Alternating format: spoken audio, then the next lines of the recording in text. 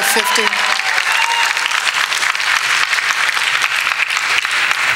Hello, thank you for being here.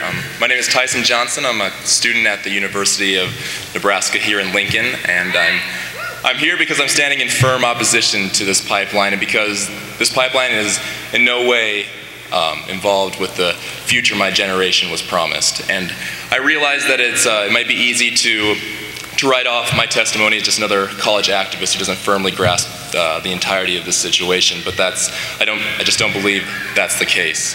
I grew up in a small, less than 200 people, many of whom my neighbors, my friends, members of my family rely on agriculture, farmers, or ranchers. And my town survives from this agriculture sector. Our state, our economic engine, it starts there. Anything that puts that in so much jeopardy, it should not be considered. Nebraskans, for months now, have constantly questioned and refuted and shown what TransCanada has said is either wrong or exaggerated. And in response, we've gotten the runaround. We've just been told that we are liars. Even today, in response to our concerns about a spill in the aquifer, we've been told that it's unlikely or it probably won't be that bad. It probably won't be that bad is not a response that I'm willing to take when my water and my natural resources are put at risk.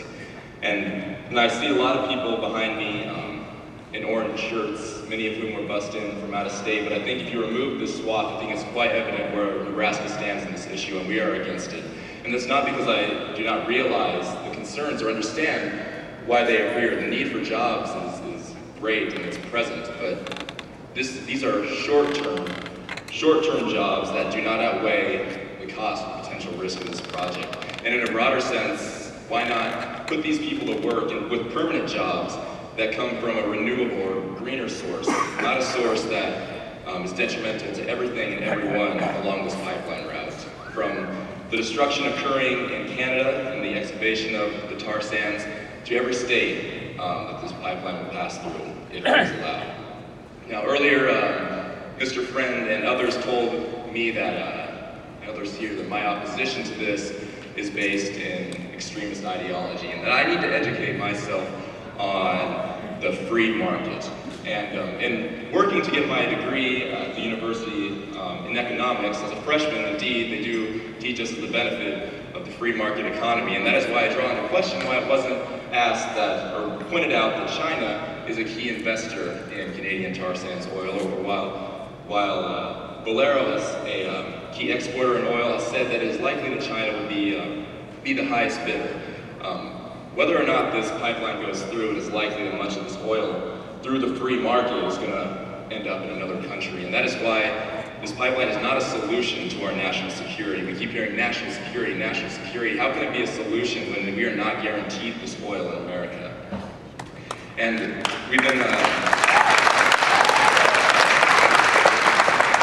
I'm just not entirely convinced that especially the concerns in Nebraska has been realized.